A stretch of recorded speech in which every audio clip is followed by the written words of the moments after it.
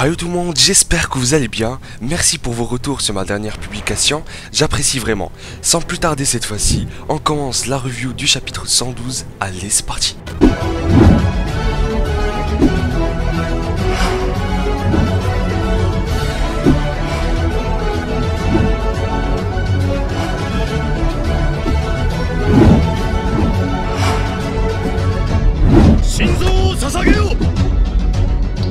On s'était arrêté là où Nicolo avait avoué que les bouteilles de vin contenaient du liquide cérébrospinal de Sieg. Jean qui le tient par le col et lui demande de s'expliquer. Le cuisinier affirme ne pas avoir de preuves, mais depuis le début, les bateaux qui venaient ici transportaient ces bouteilles. Et il a été ordonné d'en servir à plusieurs personnes, commençant par les hauts gradés. Qui est derrière ça? C'est Yelena qui a tout mijoté. Elle agissait seule. Nicolo ne savait pas si tous les autres volontaires étaient au courant. Et là, Olangobo, ou bien Oyankopon, comme vous le voulez, se sent visé, mais se défend vite fait en disant qu'il n'a jamais entendu parler de ça. Pour moi, ce mec, il est très franc, je le crois, mais ne serait-il pas trop parfait? Konik s'oppose à ça en confirmant que ça n'a aucun sens, car ceux qui ont pris du liquide de Sieg sont paralysés, comme ce qui s'était passé à Rakago. Angie qui dit que c'était ce que Sieg a raconté, mais nous ne pouvons pas croire, qui nous dit que ce n'était pas du bluff. Et elle a raison de penser ça. Tout comme Levi qui d'après Sieg lui redemandait à chaque fois d'avouer comment il a fait pour transformer les villageois, juste pour voir s'il va raconter une autre version, pour le cerner. Pour l'instant, ils vont attendre que des signes se manifestent, prouvant qu'une personne a bien bu le liquide cérébrospinal du bestial. Tout ça n'est que la théorie de Nicolo, lui-même ne sait pas tout. Il se base juste comme les autres Mars de la nuit d'il y a 10 ans, quand le continent Mars a réduit à néant une nation ennemie, en infiltrant des Eldiens portant du liquide sur eux. Seulement un cri de la part de Sieg et tout a été détruit, à cause des titans. Jean qui demande est-ce que c'était pour nous protéger que tu m'avais retiré la bouteille. Nicolo répond qui sait pourquoi j'ai fait ça. Le plan était de sauver le monde en gardant un œil sur l'île du paradis. Si Yelena ou Sieg découvre que Nicolo a avoué ça, ça sera un homme mort. Mais je vois mal qu'il pourrait le dénoncer, ou même comment il peut être en danger. Monsieur Braus, je ne suis pas capable d'être un homme comme vous. J'ai failli tuer un enfant. Pour Falco, ils sont en train de lui rincer la bouche. Angie ordonne à tout le monde d'enlever leur veste, de se laver les mains et de ne toucher ni leurs yeux ni leur bouche. Olangobo va avertir Mikasa et les autres de ça aussi. Passons à Gabi, à Moshe, parlant avec Armin et Mikasa. Elle est en train de leur dire ce qu'elle avait commis comme meurtre, comme abattre le soldat qui les surveillait en prison, ou même tuer Sacha, une amie proche à eux, et de ne pas achever Falco, mais de la tuer elle, car ça devrait être suffisant. Armin répond avec « On ne va pas te tuer, tu ne fais que de parler de tuer, tuer, tuer et tuer.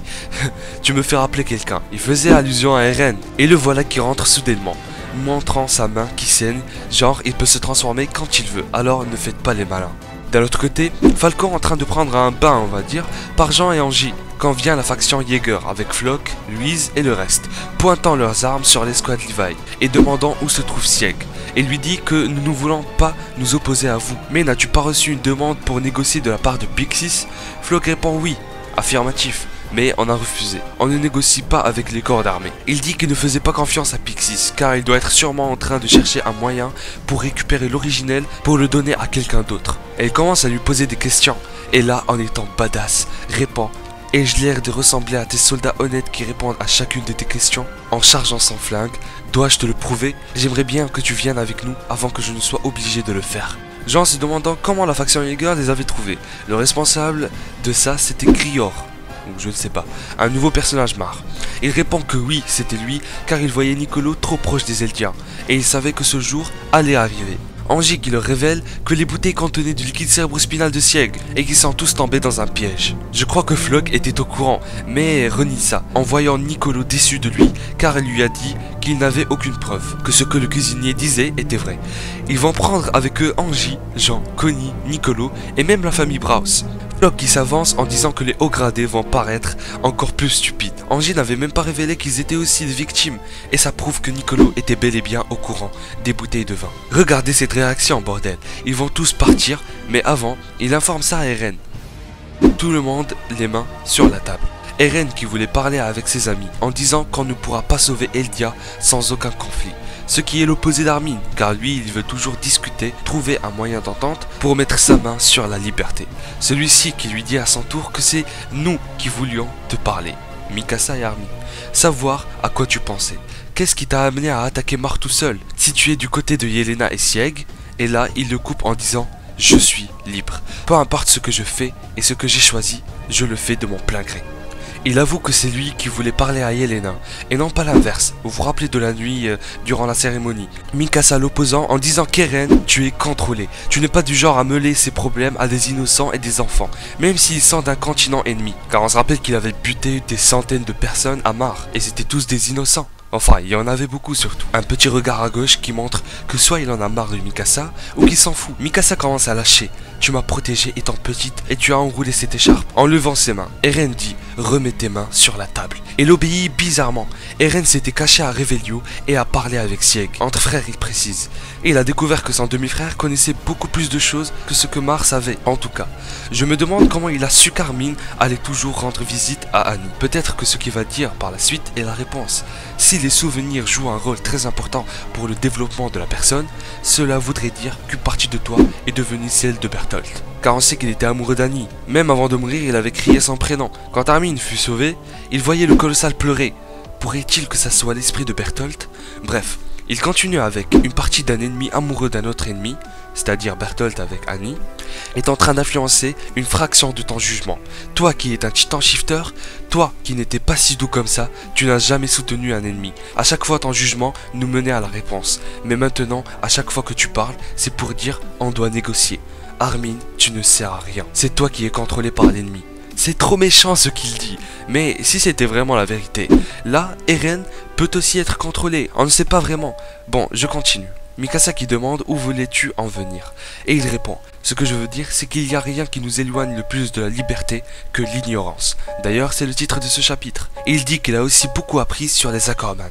En gros, ce clan a pu garder sa forme humaine mais en manifestant parfois le pouvoir des titans. De plus, ils ont été désignés pour protéger le roi d'Eldia. Ce pouvoir à cette puissance s'activera quand ils reconnaîtront un hôte de titan. À ce que j'ai compris, comme Eren avec Mikasa. Elle avait eu une puissance spéciale quand elle a voulu sauver Eren étant enfant. Et tout ça car elle a reconnu Eren qu'il allait être un hôte de titan. Tout ça indirectement juste par instinct, celui des Accorman. Quand Eren avait crié « Bats-toi Mikasa » dans cette scène, elle avait juste obéi en fait. En bref, normalement pour que le pouvoir des Accorman se déclenche, il doit y avoir certaines conditions. 1. Que l'Accorman reconnaisse un hôte ou un hôte futur de titan par instinct. Que l'autre soit en danger, car les Accorman ont pour rôle de protéger le roi d'Eldia, en gros celui qui possédait tous les titans. En savant par instinct qu'Eren allait en devenir un, même si elle ne le savait pas vraiment, le pouvoir a été déclenché, et elle fait que d'obéir aux ordres de Jaeger. Aussi, cette puissance de Mikasa vient juste de ce pouvoir, mais aussi de l'expérience de combat de tous les autres Accorman du passé qui se transmettent par un chemin, comme le chemin invisible où passent les eaux et ce qui constitue les titans, pour que quelqu'un se transforme. Je pense à faire une vidéo un petit peu spéciale, je le dis maintenant, mais rien n'est officiel. Jaeger continuait avec « Tout cela est arrivé juste car, par chance, tu as voulu croire que j'étais l'hôte qu'il fallait protéger. » Mikasa répond que c'était faux. Ce n'était pas par chance, c'est car c'était toi, Eren, que j'ai pu devenir encore plus puissante. Il rajoute encore quelque chose. Parfois les Accorman ont des mal de tête, et cela s'explique par leur résistance à vouloir ne pas obéir à l'hôte qu'ils doivent protéger. Et c'est déjà arrivé la dernière fois à la prison, mais elle renie ça. Ce que je veux dire, c'est que la vraie Mikasa a déjà disparu à l'âge de 9 ans, avant que son pouvoir ne s'active. Un clan qui a abandonné ses droits juste pour obéir à des ordres, des esclaves. Est-ce que tu sais ce que je déteste le plus dans ce monde? Toute personne n'étant pas libre, le bétail. Le simple fait de les regarder me met en colère. Je viens de comprendre pourquoi je ne pouvais pas supporter de regarder un esclave qui n'obéit qu'à des ordres. Depuis que j'étais petit, je t'ai toujours détesté. Mikasa en pleure et Armin voulant cogner Eren. Comment oses-tu? Mikasa le retient et là Eren en rajoute encore. Tu vois, ce que t'as fait là maintenant, c'est dû à ce que ton sang d'Accorman t'a ordonné de faire. Mais putain Eren, cette fois-ci, elle a versé des larmes. Armin la voyant dans cet état, lui met une droite. Combat entre deux hôtes de titans. Alors Armin, on ne s'était jamais battu avant. Et tu sais pourquoi? C'est car il n'y a aucun moyen que tu puisses me battre. Et Armin finit tabassé. Eren cherche aussi où se trouve Sieg. Armin qui dit « C'est ça ce que tu voulais, la liberté de faire du mal à Mikasa? Dis-moi, qui est vraiment l'esclave d'une merde ?» Eren qui dit « Qui traites-tu d'esclave ?» avec un regard supérieur. Ils vont tous être transportés à Shiganshina, pour je ne sais quelle raison. Gabi aussi. Sur ce passage, on peut voir qu'à ce moment, Eren est bizarre. Il en fait une tête. On est beaucoup à croire que c'est juste pour les protéger, de les isoler du danger. ou que peut-être Eren va se sacrifier et il ne veut pas que ça touche ses amis, en les insultant et tout. Bon, d'un autre côté, tout ce qu'il dit ne peut pas être juste du bluff. Les informations sur les Ackerman et les souvenirs, personnellement, j'y crois. Là, on peut dire qu'on a beaucoup de réponses et beaucoup d'informations. Merci Isayama. Le moment attendu, Levi qui apprend la mort de Zackley et que c'est la faction Jaeger qui contrôle l'intérieur des murs maintenant. Et qu'ils vont sûrement venir ici dans peu. Ils discutent sur le fait que Pixis cherche quelqu'un pour prendre le pouvoir d'Eren. Et là, Levi qui pense à tous ces moments où il a dû sauver Eren. À cause de lui, ses camarades sont morts. J'ai fait tout ça depuis longtemps car j'ai cru que c'était lui l'espoir de la survie de l'humanité. En pensant à son ancienne escouade et ses amis, Gunther, Erd, Oruo, Petra, Erwin, Mike et beaucoup d'autres. Il dit que c'est son erreur à lui d'avoir cru en Jaeger. Levi, franchement, il pète un peu les plombs.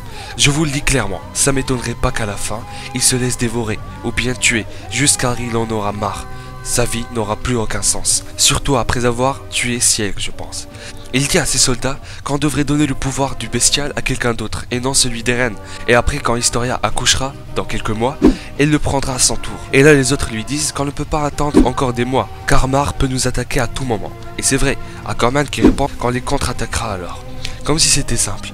En résumé, Levi ne sait pas si Eren est contrôlé par Sieg, mais ce qu'il veut faire, c'est mettre fin à sa vie maintenant. Jaeger, en train de lire, pour la première fois, il a lu un livre 7 fois, à force de s'ennuyer.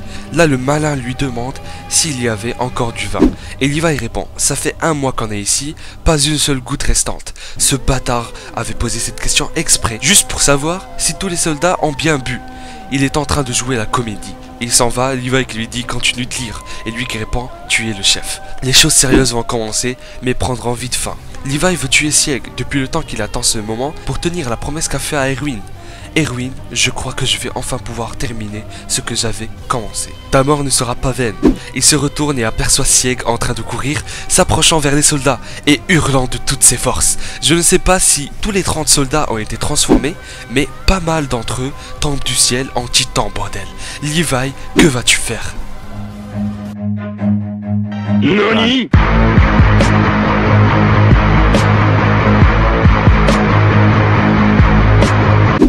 Je dois toujours répéter cette phrase, mais ce chapitre était ouf. Ouais, c'est déjà la fin. Normalement, on attendait le chapitre 113 vers fin décembre, comme l'année dernière. Mais là, à ce que je vois, il sortira le 9 janvier 2019. Qu'avez-vous pensé de ce chapitre? Eren veut-il protéger Armin et Mikasa? Ou il est juste contrôlé? Ou carrément, il a changé? Ou bien encore, il disait la vérité? Pour moi, ça serait totalement incohérent que Eren, depuis longtemps, il détestait Mikasa. Non, je dirais plus que c'est pour les protéger. Le jeudi soir, de minuit à 2 h du matin, tous ceux qui sont restés sur le live, j'espère que vous avez assumé le matin. Vous avez fait un live réaction du 112 et vous étiez vraiment nombreux à minuit. Bon, comme je l'ai dit dans ma publication sur YouTube, la vidéo sur les 9 titans pourra venir en janvier. Enfin, allez lire ce que j'avais posté, ça m'évitera de me répéter. Et il y a vraiment personne qui a remarqué un changement dans cette vidéo là. Bon, c'est vrai que la nouvelle était plus choquante que ce que j'ai dit à la fin. Mais bon, ceux qui ne sont pas encore abonnés à la chaîne secondaire, foncez-y. Tout est en description.